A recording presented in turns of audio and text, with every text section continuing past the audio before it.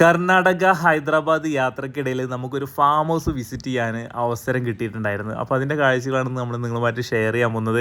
Correct exact location ഏതാണെന്ന് വെച്ച് കഴിഞ്ഞാൽ നമുക്കറിയില്ല. യാത്രക്കിടയിൽ ഒരു അവസരം കിട്ടിയപ്പോൾ അങ്ങോട്ട് കയറി എന്നതിൻ്റെ കാര്യങ്ങൾ ഇന്നത്തെ വീഡിയോയിൽ നിങ്ങളുമായിട്ട് ഷെയർ ചെയ്യാമെന്ന് വിചാരിച്ച്. ഏകദേശം ഒരു 10 ഏക്കർ വരുന്ന മാവിൻ തോട്ടത്തിനകത്താണ് ഈ ഒരു ഫാം ഹൗസ് സെറ്റ് ചെയ്തിട്ടുള്ളത്. നമുക്ക് കൂടുതൽ കാഴ്ചകൾ കാണാം. ഫാം ഹൗസിനകത്തേക്ക് കയറി വരുന്ന സ്ഥലത്തിന് ഒരു ലിവിങ് സ്പേസ് ഉണ്ട്.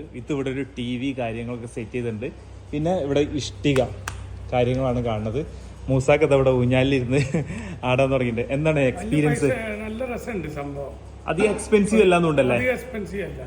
മുകളില് ഓടാണ് ഇട്ടുള്ളത്. സീലിംഗ് ഓട് ഇവിടെ താഴെയും കൊടുത്തിട്ടുണ്ട്. താഴെ ടൈലൊക്കെ ഇട്ടിട്ട് നല്ല സെറ്റ് ആയിട്ടുണ്ട്. ബെഡ്റൂമേ, ഇവിടെ ബെഡ്റൂം.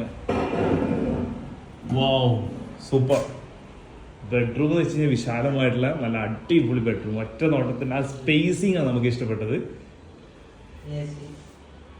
പിന്നെ അലമാര കാര്യങ്ങള്, ബാത്റൂമും അത്യാവശ്യം നല്ല സ്പേസ് ഒക്കെ ഉണ്ട്. സിറ്റ് ഔട്ടിൽ നിന്ന് ഇങ്ങോട്ട് കയറി വന്നിട്ടുണ്ടെങ്കിൽ ലിവിങ് ഏരിയ, അതേ ഹാൾ തന്നെ ഇങ്ങോട്ട് വന്നു കഴിഞ്ഞിട്ടുണ്ടെങ്കിൽ ഇവിടെയാണ് ഡൈനിങ് ഉള്ളത്. സിമ്പിളായിട്ടാണ് ഉണ്ടാക്കുന്നത്. അങ്ങനെ കൂടുതൽ പാർട്ടീഷൻ ഒന്നും കൊടുത്തില്ല.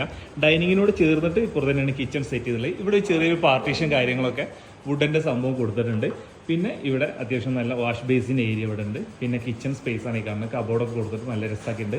ഉള്ള സ്പേസ് ഉണ്ടല്ല, നല്ല വിശാലമായിട്ട് തന്നെ കാണാൻ ഭംഗിയിൽ വൃത്തി തന്നെ ചെയ്തിട്ടുണ്ട്. മുകളിലൊക്കെ ഇവിടെ സീലിംഗ് ഓട് മാത്രം കൊടുത്തില്ല, അല്ല സീലിംഗ് കാര്യങ്ങളൊന്നും ചെയ്തിട്ടില്ല.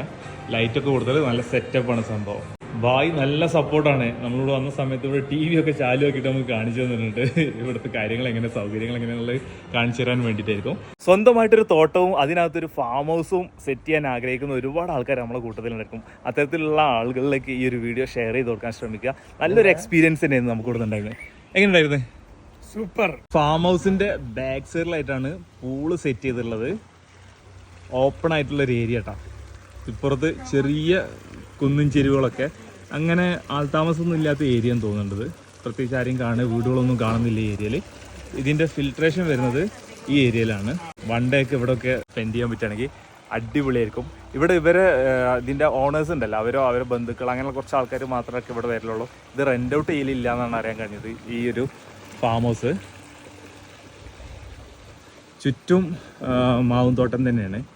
10 ഏക്കർ സ്ഥലത്താണ് ഇവിടെ ഒരു മാവും തോട്ടം സെറ്റ് ചെയ്തിട്ടുള്ളതെന്നാണ് അറിയാൻ കഴിയണത്. കുറച്ച് വെറൈറ്റീസൊക്കെ ഉണ്ട് മാങ്ങകൾ. ഇപ്പോൾ സീസൺ അല്ലാത്തതുകൊണ്ട് നമുക്ക് മാമ്പഴങ്ങൾ കാര്യങ്ങളൊന്നും കാണിക്കാൻ പറ്റില്ല. നമുക്ക് സീസണിലൊക്കെ പിന്നീട് ഒക്കെ വരാൻ പറ്റുമെന്നോ. യാത്രയിലൊക്കെ കണ്ട കാഴ്ചയാണ് നിങ്ങളുമായിട്ട് നമ്മളൊന്ന് ഷെയർ ചെയ്യാമെന്ന് വിചാരിച്ച്. മെയിൻ റോഡ് അവിടെ വരുന്നത്. അവിടെ നിന്ന് നേരിട്ട് ഇങ്ങനെ വന്നിട്ട് ഇവിടെയാണ് ഫാം ഹൗസ് ഉള്ളത്.